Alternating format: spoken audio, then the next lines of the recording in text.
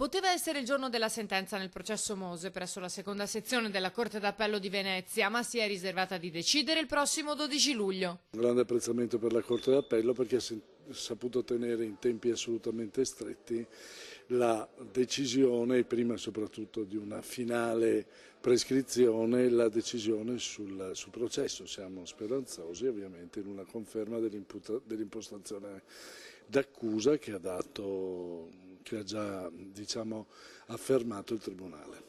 In aula è stata la giornata delle arringhe difensive. L'avvocato Fragasso, difensore dell'ex presidente del Magistrato alle Acque di Venezia, Maria Giovanna Piva, accusata di corruzione, è uscita con una dichiarazione di prescrizione dal processo di primo grado. Gli avvocati Vassallo e Pomanti per l'imprenditore romano Erasmo V, condannato a 4 anni di reclusione per corruzione e al risarcimento di 9,5 milioni di euro in relazione ai lavori di disinquinamento di Porto Marghera affidati alla sua impresa senza alcuna gara.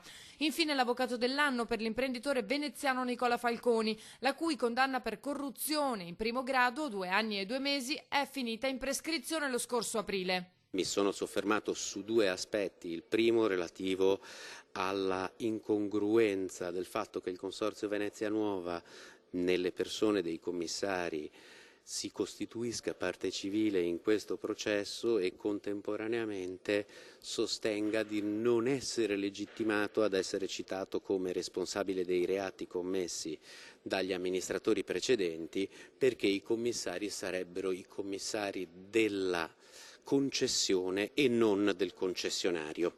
Le arringhe dei difensori dell'ex sindaco di Venezia Giorgio Orsoni per finanziamento illecito, accusa dichiarata prescritta dal Tribunale, dell'avvocato di Corrado Crialese condannato in primo grado per millantato credito e dell'ex ministro all'ambiente Altero Matteoli, deceduto dopo essere stato condannato in primo grado a 4 anni di reclusione per lo stesso episodio di corruzione di 5, si sono svolte invece nel corso della precedente udienza, lo scorso maggio, dopo la requisitoria della pubblica accusa che fondamentalmente ha chiesto la conferma della sentenza di primo grado con qualche ulteriore prescrizione.